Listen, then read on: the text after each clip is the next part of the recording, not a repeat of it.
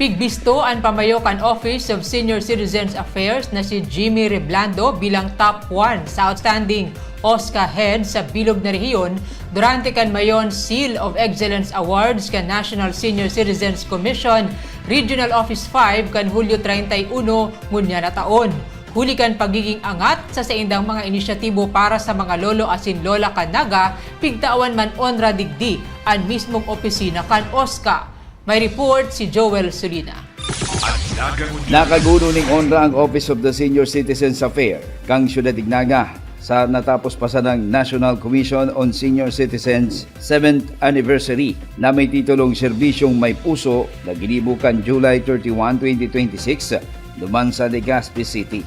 Ang mayon Seal of Excellence Award ginibo para sa pagtaong onra asin pagbisto sa mga local government units, asin mga offices sa Bicol Region, huli kan sa indang outstanding performance, magpuon sa indang local governance people-centered public service, asin serbisyong senior-friendly initiative na aktibong pinag-iimplementara kan lambang mga opisina siring sa OSCA.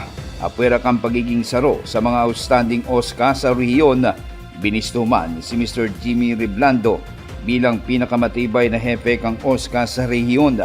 Sigon kay Mr. Reblando, apwera kang mandato sa saindang opisina, resulta man ini kang paglapigod asin dedikasyon dangan paghinguwakan sa indang opisina, personahe sa maging ang mga katuwang na opisina de gobyerno asin kang grupo ka mga senior citizens ngaring maitao ang serbisyo, dignidad, pagprotehir sa derechos asin pangangataman kang lambang senior citizen kang Naga. Ang gabos pong programs, activities sa mga seniors na mandated sa national law and back up pa po yan kin mga local laws like mga ordinansa, pig-implement na po digdi.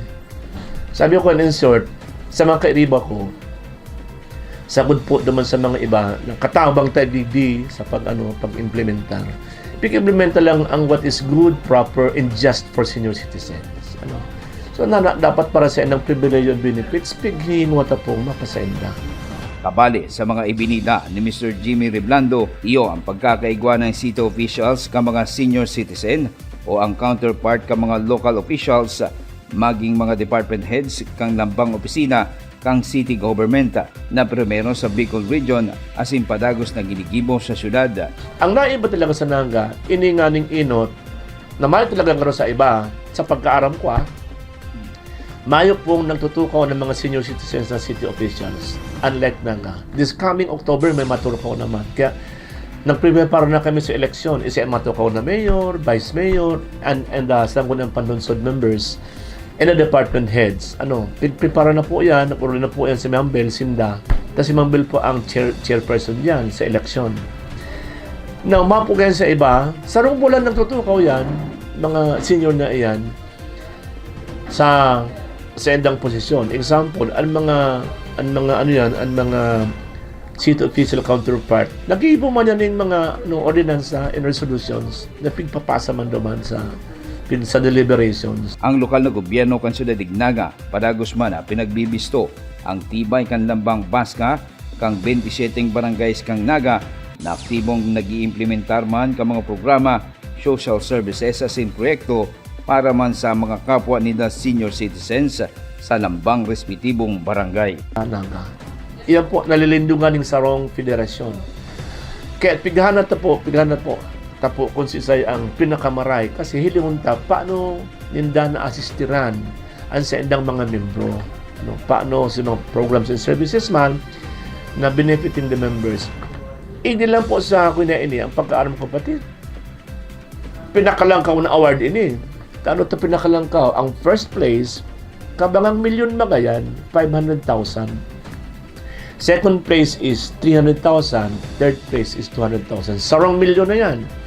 Ngunyan, kung si mga aplikante pa na mga mga baska na nakapasal sila 75 points, para lang kawa na yan, ma-receive sila ng 50,000. Dako ng amount yan.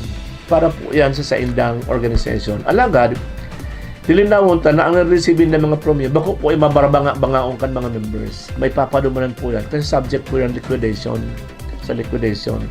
Kaya may dapat uga dyan sa IGP, Adult Social Services kasi ng mga baska. Para saan nagangunyan? Joel Suli. Ika ako, kita ang naga. Ang tabayan, ang iba pang impormasyong may kinaaraman sa lambang na genyo. Ang naga ngunyan, sa ngaran kan sa kuyang pag-iriba sa Public Information Office na pinamamayuhan ni Jason Nyola. Ako si Riza Mostar Santos. Diyos mabalos.